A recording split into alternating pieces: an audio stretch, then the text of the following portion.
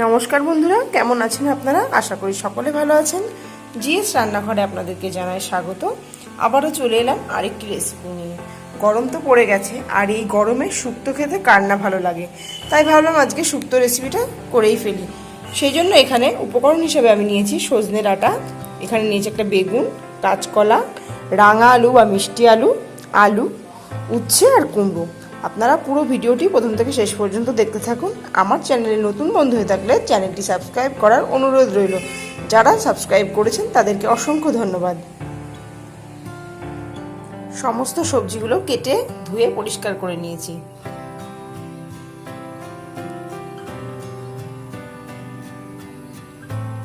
এবারে চলে আসি মূল রান্নায়। শুক্তো রান্নার জন্য সবার প্রথমে একটা কড়াই বসিয়ে দিয়েছি। কড়াইটা একটু গরম করে নিয়েছি। এই শুকনো কড়াইতেই আমি 1 চামচ পাঁচফোড়ন ভেজে নেব।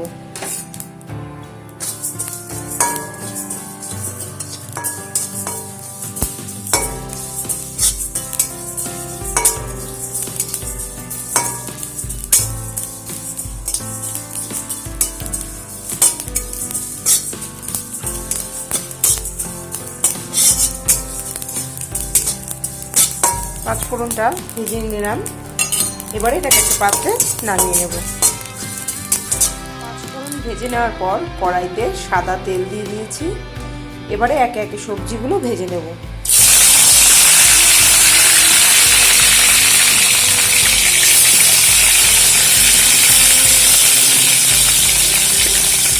উচ্ছে আর আলুটা একসঙ্গে ভেজে নিচ্ছি। এটা আপনারা চাইলে সরষের তেলেও ভাজতে পারেন, আমি এখানে সাদা তেলেই ভেজে নিচ্ছি।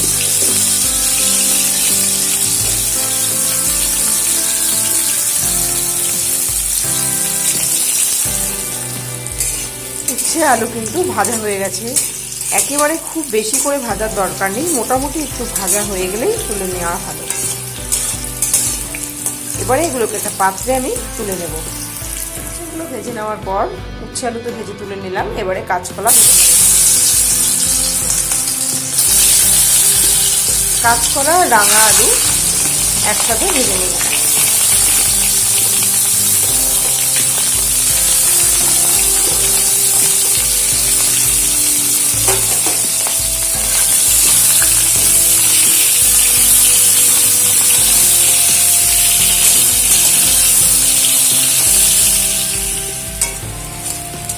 রাঙা আলু ও কাঁচকলা ভালো করে ভেজে নিলাম। এবারে এগুলোকে একটা পাত্রে নামিয়ে নেব। এবারে মিষ্টি কুমড়ো ও সজনে ডাঁটা একসঙ্গে ভেজে নেব।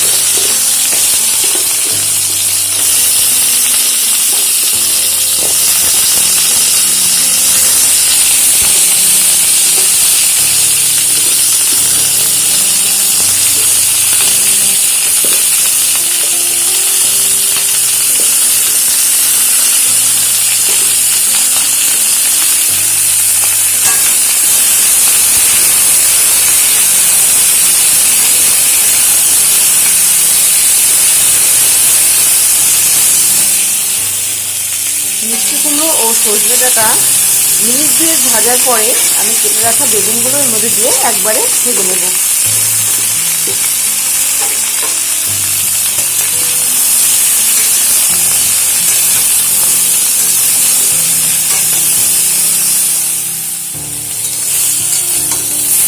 সমস্ত সবজিগুলো আমার ভাজা হয়ে গেল।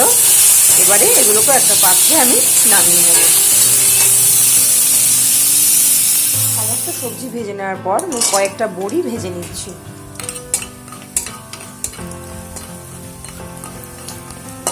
এই বড়িগুলো কিন্তু দোকানের কেনা বড়ি নয়, এইগুলো আমার মায়ের হাতের তৈরি বড়ি। এগুলো কিন্তু বাড়িতেই তৈরি করা হয়। চাল কুমড়ো, কলাইয়ের ডাল দিয়ে এই বড়িগুলো তৈরি করা হয়। খেতেও কিন্তু খুব স্বাদ এই বড়িগুলো।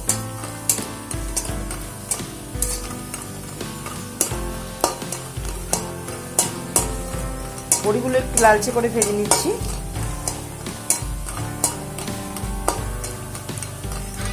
বড়ি ভাজা হয়ে গেল। এবারে বড়িগুলোকে তুলে নেব একটা পাত্রে। এবারে কড়াইতে সর্ষের তেল দিয়ে দিলাম, আর ফোড়নে দিয়ে দিচ্ছি পাঁচফোড়ন আর একটু শুকনো লঙ্কা। লঙ্কাটা আপনারা না চাইলে না দিতে পারেন, কিন্তু আমি এখানে লঙ্কাটা দিলাম। আর এবারে এর মধ্যে দিয়ে দিচ্ছি আদা বাটা।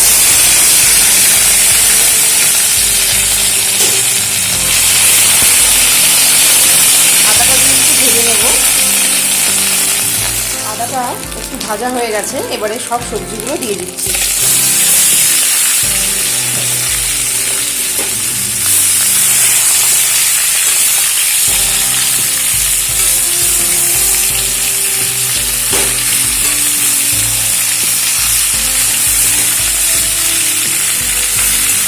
আবারও একটু ভেজে নিচ্ছি।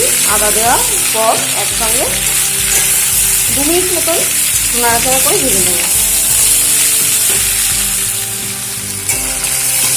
2 মিনিট মতো ভেজে নেওয়ার পর এবারে আমি এর মধ্যে দিয়ে দিচ্ছি সর্ষে ও পোস্ত বাটা। সর্ষে ও পোস্ত আমি একসঙ্গে বেটে নিয়েছি।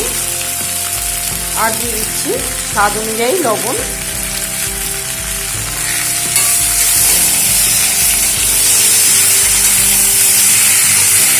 সমস্ত সবজিগুলোর সঙ্গে একটু মশলাটা মিশিয়ে নিচ্ছি।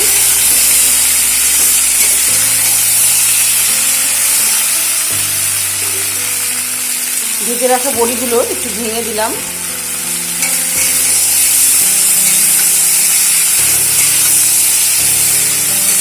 এবারে এর মধ্যে দিয়ে দেবো দুধ।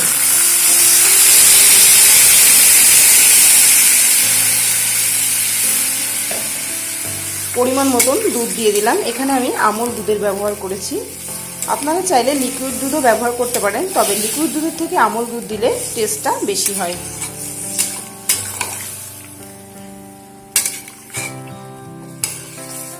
এবারে খুব ভালোভাবে ফুটতে দেব। শুক্তো বেশ ভালোভাবে ফুটে উঠতে শুরু করেছে। এই সময় একটু আমি নাড়াচাড়া করে দিচ্ছি। সবজিগুলো কিন্তু প্রায় সেদ্ধ হয়ে গেছে, যদিও ভাজাতেই অর্ধেক সবজি সেদ্ধ হয়ে গেছে।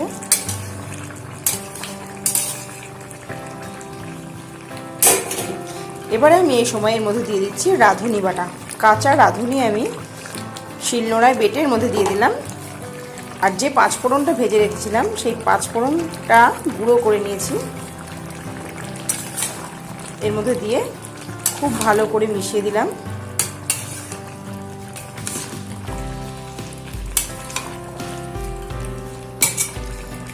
এবারে এর মধ্যে দিয়ে দিচ্ছি স্বাদ অনুযায়ী চিনি।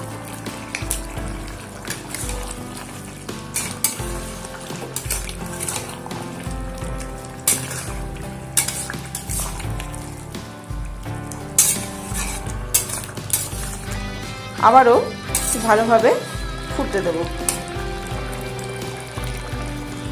ফিরে এলাম কিছুক্ষণ পর। শুক্তো কিন্তু প্রায় তৈরি হয়ে গেছে। আর একটু নরম নরম না রাখলে কী হবে, যেহেতু এর মধ্যে কাঁচকলা দেওয়া আছে, কাঁচকলাতে কিন্তু অনেকটা ঝোল টেনে নেয়, সেই কারণে এইটুকু নরম নরম আমি রাখবো। এবারে সবশেষে এর মধ্যে দেব ঘি।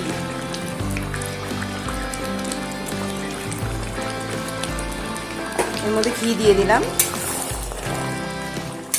নাড়াচাড়া করে দিচ্ছি।